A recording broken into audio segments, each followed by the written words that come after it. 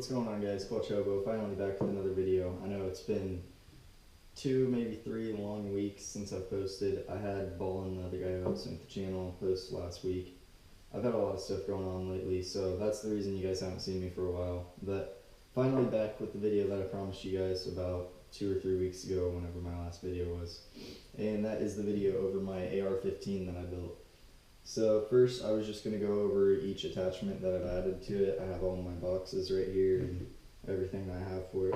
Now, one thing that kind of pissed me off was my bipod broke probably 2 days ago, and I would have had that in this video. But I mean, I guess that's a good thing since it broke, because I probably would have given it a good review from what I knew so far.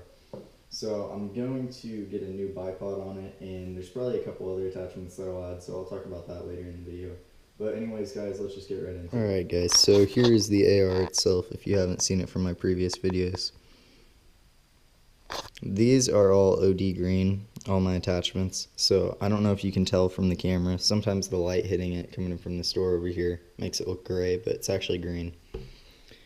And that's a rubberized pistol grip. All of these are Magpul attachments. I'm a huge fan of Magpul. I love their products, and they're really high quality, so I just kept ordering from them.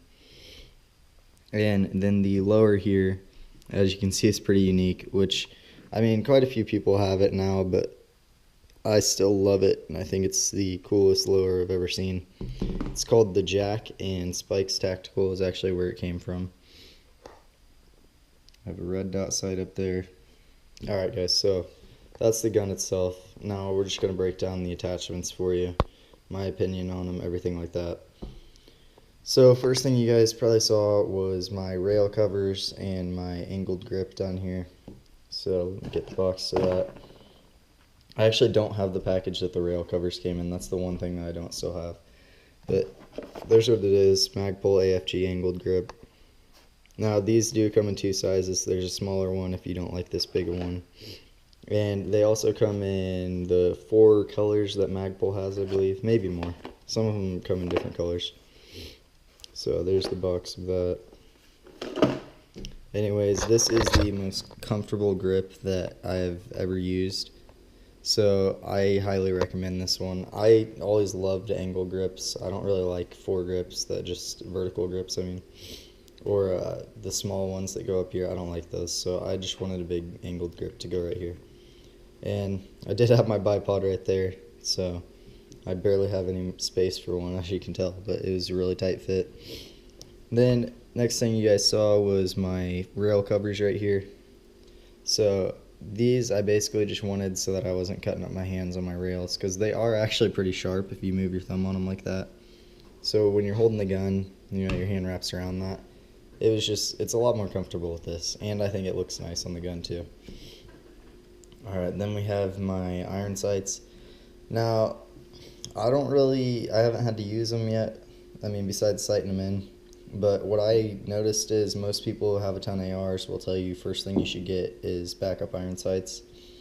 So that's what we got here. We got the Magpul backup iron sights, and it's the, yeah, let me get the package out for you guys.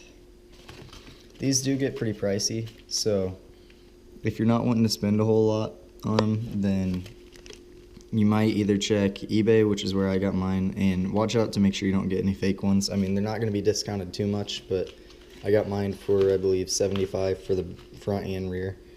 And together they're about $80-$85 on Magpul's site if you get the front and rear. But these are some really cool iron sights. As you can see, let me pick up the gun here. It's got a button right here and right here, and you just click that and they pop up, so they're spring assisted. Same with the back. I'm not going to do that because it's already hard to hold like this, but they're adjustable, then you just pull them down and they click real solid. So I believe Magpul makes a higher up of these, which is metal. I just got the plastic. I think it looks fine. It's heavy duty plastic. It's nothing that's going to break really easily or anything like that. So anyways, guys, next up I'm going to talk about my pistol grip here. Now this comes in different forms as well. I got the rubberized form, which I believe was the MOE Plus. Yeah, MOE Plus grip. If you just get the MOE grip, it's just going to be hard plastic like all of this stuff. And the rubberized is probably my favorite feature about this. It's really comfortable when you're shooting. I mean, I don't shoot with gloves like most people do, so if you shoot with gloves, that's not a big deal, but if you don't shoot with gloves, then this rubberized grip is probably the best thing that you can possibly get for your gun. And I don't have a whole lot to say about the lower here. Basically, it just looks cool. Haven't had any problems with the lower or upper, and they're both Spikes Tactical. So I highly recommend Spikes Tactical for anything like that. I mean, it's honestly the coolest thing I've ever seen on a gun. So I just got it for the looks. Not sure really about functionality or anything like that. It's worked fine for me so far. Something that I might add in the future, this piece on the bottom of the pistol grip, as you know, comes out so you can take it off. They do have an attachment that is this with a lubricant bottle on it, and then it just stores inside your pistol grip. So I'm probably going to end up getting that in the future. Alright, up next we have the primary arms red dot sight. Let me move some of this stuff out of the way, guys. Primary arms red dot sight. It was only $100. That's basically the only reason why I got this one. I'm probably going to upgrade to a scope eventually. I would have liked to have that right away, but so far I haven't done any hunting with it, so that hasn't affected me a whole lot. I basically just shot targets in the backyard and things like that. Here it is. It is night vision ready, nitrogen purged, fog resistant, you know, basics just like every other sight that's not Chinese. So there's that. It's got a cool red on the front for the tint. And it is 10 setting, I believe, maybe more. Oh, it goes up to 11. Alright, so you can change your red dot up to 11 times. Make it brighter. Then we have the CTR stock. This has friction locking on it, which is my favorite thing about it. So you just click that, pops out, and then you pull it back, push that in, and there's no wobble to it. But this friction lock stops it from wobbling like a basic stock like what I used to have. Here's just an example. Blackhawk stock, and this thing is a piece of junk in my opinion because it was $50 and this was let me say $50, $60 maybe.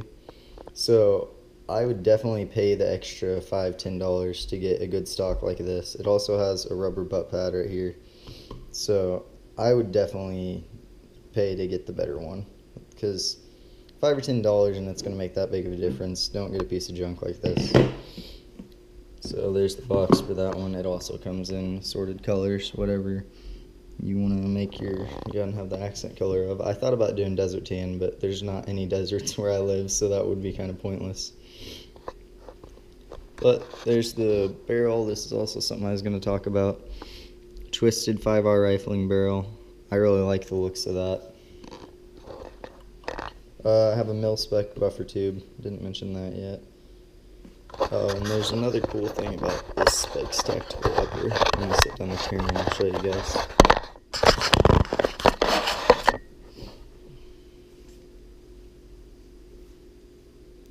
It says made in the USA right on the dust cover there, and then it has the flag. That was something I really liked about it. So basically guys, I am going to take this out and shoot it, and I'll put some footage of that again in the video. AR-15, something about them if you're new to them. They're super easy to break down and clean. I had never really broke down any of my guns on my own and cleaned them. I always had my dad or someone help. And I learned how to do this after watching like a 3-minute YouTube video, and it was super easy to break it down all the way to the firing pin.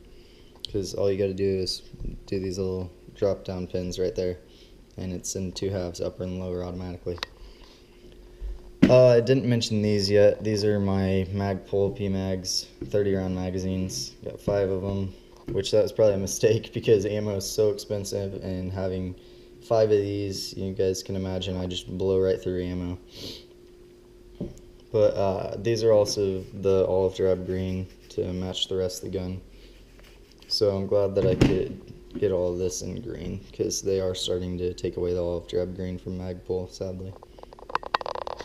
But yeah guys, I'm going to go ahead and take this out, and I'll post some footage of shooting it, and you guys can check that out.